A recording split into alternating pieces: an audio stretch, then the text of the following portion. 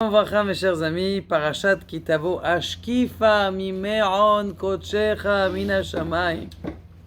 Ashkifa, ça veut dire quoi Ashkifa? Donne-nous, influe pour nous, déverse sur nous. Mimeon kochecha, des cieux, des firmaments saints. La Gemara, elle dit que lorsque la Torah, elle dit Ashkifa, ce mot Ashkifa, c'est un mot qui est très péjoratif. Sauf celui qui est dans la paracha. Sauf celui qui est dans la paracha. Pourquoi? La question c'est pourquoi?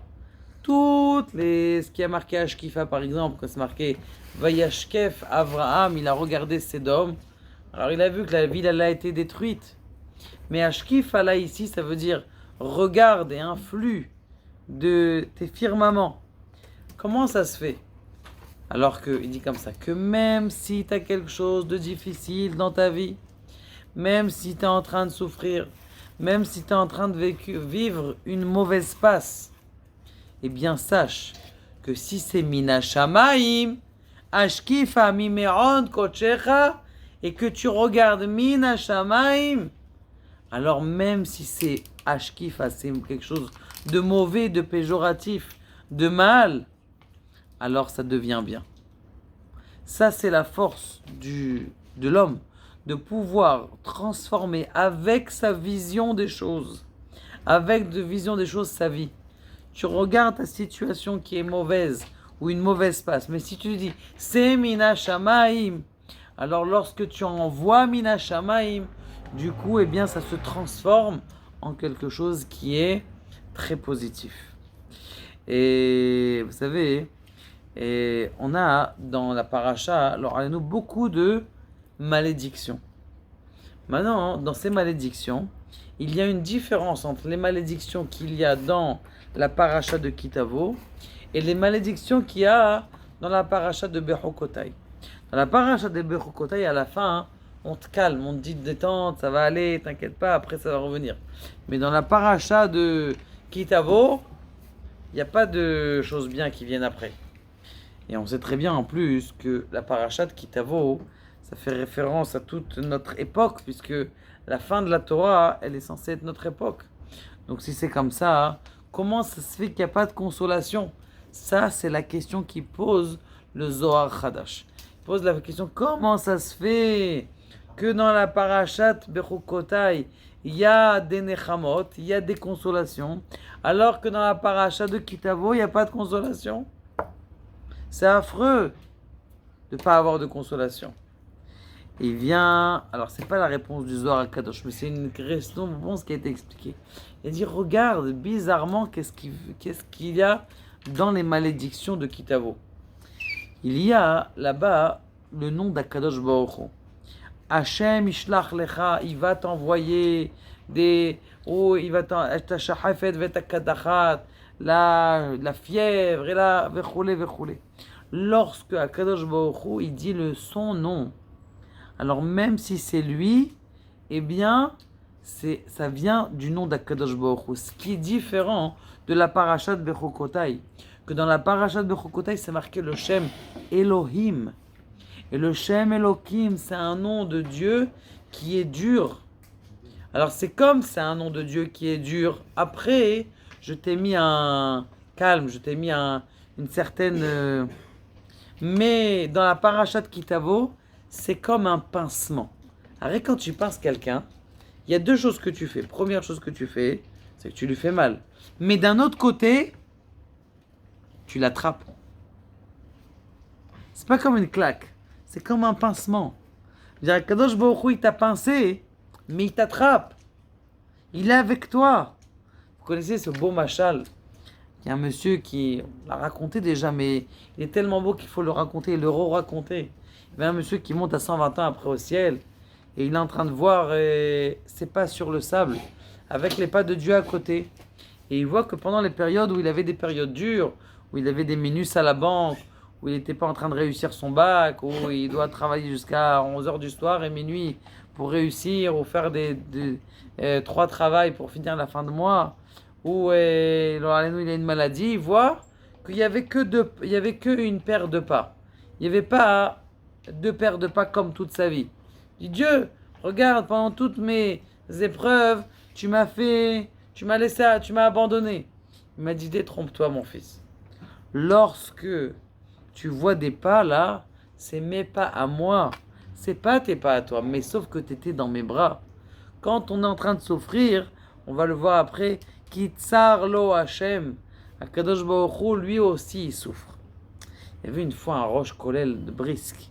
Ils avaient fait une manifestation pour le Shabbat. Maintenant, cette manifestation-là, elle s'est mal passée parce qu'elle n'était pas permise par le gouvernement. Du coup, la police est arrivée, ils ont commencé à courir après les manifestants. Et ils ont attrapé le Rosh Kollel de Brisk. Ils l'ont pris, ils l'ont mis en prison vendredi après-midi. Et il est en train de passer la soirée. Il sait qu'il allait passer le Shabbat sans kidouche, sans halot, sans gefel tefish et sans rien du tout. C'est d'imaginer cette catastrophe-là. Et 1 heure après qu'il était là-bas en prison, ils amènent le Maharil Diskin.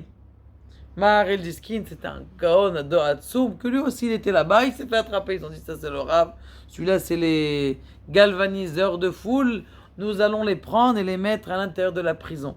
Il a dit, il a un simcha gdola, il a dit, ça valait le coup que je mange pas ni des halot, ni que je bois du vin, ni que je mange mon gefelte fish, juste pour être dans la proximité du Maharil Diskin. Et c'est ça ce qu'on a dit. On sait très bien, c'est marqué dans la Torah, Bechol tsaratam, lo tsar. Maintenant, le mot lo, il a 2 écritures.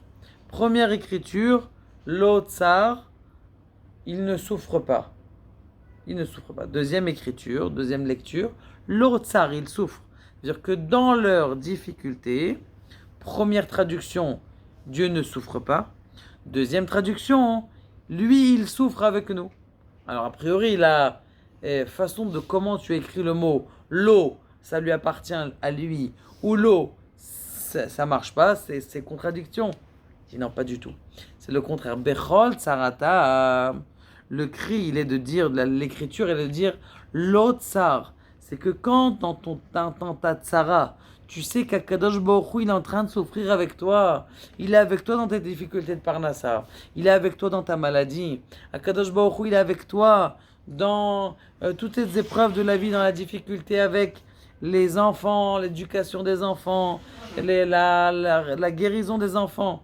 Alors, quand tu sais qu'Akadosh Baruch Hu, il est avec toi, Ashkif amimeon kochecha min hashamaim, tu sais que tout vient du ciel, eh bien, l'autre tu vas plus souffrir. Parce que tu sais que c'est tout Medugda qu'Akadosh Baruch Hu, il te donne la force de pouvoir se battre contre cette difficulté-là. Et une fois, il y avait le Rav Shach qui est venu le voir un monsieur. Il est venu le voir un monsieur, il était content, il était heureux, il était joyeux. Qu'est-ce que t'as mon fils? Qu'est-ce que t'as? Pourquoi t'es si joyeux? Il dit, j'ai une fille. Mazal tov, Mazal tov. Il dit, mais c'est bizarre, je te pose une question. T'es très très joyeux, qu'est-ce que t'as dit? Je vais vous expliquer. C'est ma première fille. Ça fait 20 ans que j'attends.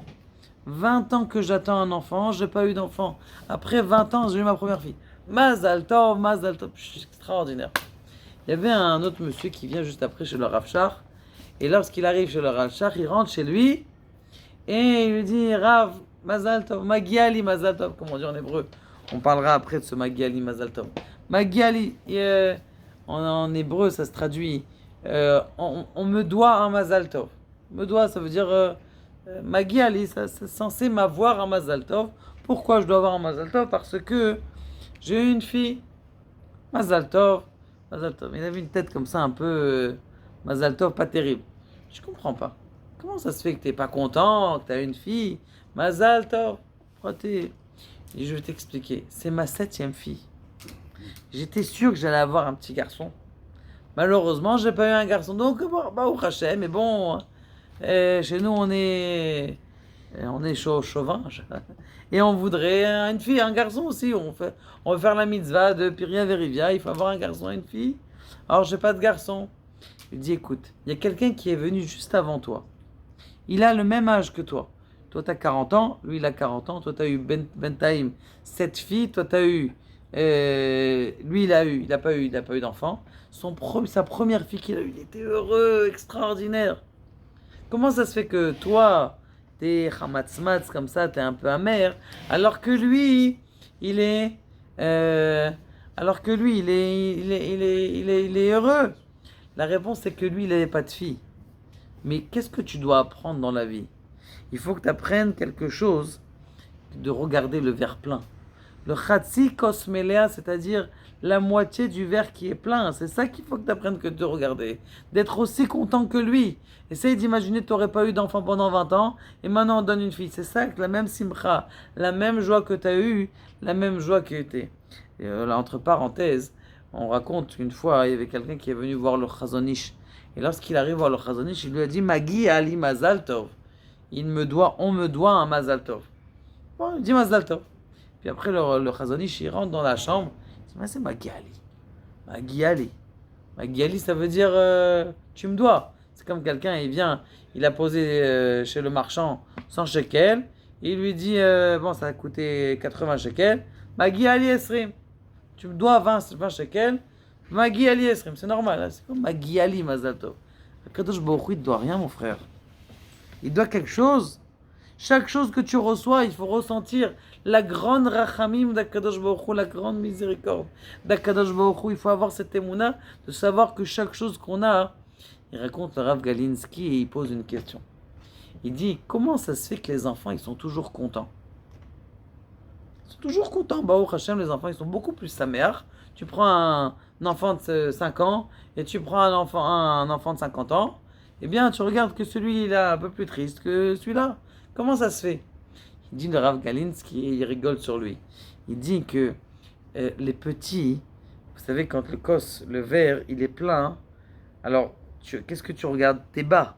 Quand t'es bas dans ton verre, tu regardes que ce qui est plein. T'as pas encore regardé là-bas, t'as pas regardé Facebook, t'as regardé, ouais, celui-là il est riche, celui-là il a un yacht, celui-là il vient d'acheter un hôtel, l'autre il vient il vient de se marier avec sa 18e femme. Il y en a un, hein, il était à la yeshiva. Comment on appelle ça? Et il dit, ce bachour là, ce bachour là, ce garçon là, il s'est marié. Il dit, oui, il s'est marié. Et tu veux que je te dise, on pensait qu'il allait pas se marier, mais il s'est marié le plus de fois que tout le monde même. Des fois, tu peux pas t'imaginer comment. Alors, il dit comment ça se fait que les petits sont plus heureux qu'un enfant de 5 ans, il est plus heureux qu'un enfant de 50 ans. C'est parce qu'un enfant de 5 ans, il est petit. Il regarde la bouteille, elle est pleine. Il n'a pas encore regardé tout ce qu'il y a dans le monde. Donc il voit, il dit, ouais, il est heureux de ce qu'il a. Il a sa trottinette, il est content. Il a son petit vélo. Tu lui as amené un petit cadeau comme ça. Un monsieur de 50 ans, tu lui as amené une petite voiture comme ça. Il a besoin lui de la Bentley, une grosse voiture, une belle voiture. Si elle n'est pas belle, il n'est pas content. Si elle n'est pas GTI, alors c'est pas terrible. Et il n'est pas encore assez heureux. Pourquoi? Parce que tu es trop grand, tu regardes trop grand. Sois content de ce que tu as. Même quand tu es content de ce que tu as, tu te remplis. Ce sentiment-là, c'est un sentiment qui est important pour réussir Rosh Hashanah. Déjà d'avoir deux choses. Déjà de ressentir une plénitude entière de ce que tu as déjà dans ta vie. Tu as un enfant, Baruch Hashem. Ok, il a un problème, il a des difficultés à l'école, ou là il a une difficulté de santé. Mais déjà tu as un enfant. Dis déjà, tu remercies Akadosh Baruch Hu que tu as un enfant. Deuxième chose, tu peux demander encore plus. Après, tu peux demander encore plus. Mais si déjà tu dis, ah, Kadosh Baruch Hu, j'ai pas la Bentley, j'ai pas la Ferrari, j'ai pas encore, la Kadosh Baruch Hu, il va même pas vouloir te donner. C'est comme un enfant qui dit, ah papa, tu peux me donner la glace, elle était pas bonne la glace que tu m'as donnée la dernière fois. Voilà, elle va pas te coucher. Ni la petite glace, ni la grande glace, tu vas recevoir. Mais si tu viens chez ton père, tu lui dis, ton fils, il vient, ou ton petit-fils vient te voir, il dit, papa, tu sais, le kérar que tu m'as acheté, la petite glace que tu m'as acheté la dernière fois, il était bon, il était très, très, très, très bon. Ça me ferait très, très plaisir d'avoir encore un autre. Papa, il craque, le grand-père, il craque. Il va donner encore un autre. Pourquoi? Parce qu'il sent qu'il a ressenti. Et c'est pour ça qu'à Rosh Hashanah, d'ailleurs, alors que c'est un jour où on est jugé, un jour dur où on est jugé, tu vas savoir. Une fois, le Rav Galinsky, il est venu voir le docteur. Il est venu voir le docteur. Il lui dit, bah, j'ai une plaie ici. Ça fait combien de temps que vous avez ça? Je lui dis, ça fait 6 mois. Il dit, mais quoi, non, ça fait 6 mois. Vous attendez chez le docteur pour venir? Je dis, non, non, ça fait 2 semaines que j'ai mal. Je dis, mais alors pourquoi vous avez dit que ça fait 6 mois? Il dit, non, 6 mois c'était Rosh Hashanah. Il y a 6 mois c'était Rosh Hashanah, c'est là-bas. Et que j'ai eu la xéra que j'allais avoir un problème à la main. Mais maintenant, en vérité, c'est à 6 mois. La vraie chose qu'on a, c'est à 6 mois. On va être jugé, c'est dur. Et quoi, le bonjour, tu prends de la bonne viande, tu prends Kaila pour les Tunisiens, tu prends. Comment c'est possible? Arrête, c'est contradictoire. Et lama, comme ça, hein, tu viens à Rosh Hashanah avec un sentiment de remerciement. Kadosh Baruch Hu, t'es plein. Et après, tu vas dire à Kadosh Baruch Hu, merci du bon repas que j'ai eu. J'ai bien mangé, j'ai bien bu du vin. Et maintenant, je te remercie. Et maintenant, je te demande encore plus que ce que j'ai eu l'année dernière. Be'ezrat Hashem. Et quand quelqu'un il vient avec ce sentiment de plénitude, de remerciement, alors c'est sûr que son Rosh Hashanah, il vient et il est déjà positif. Regardez le verre plein. Baruch Adonai le'olam amen.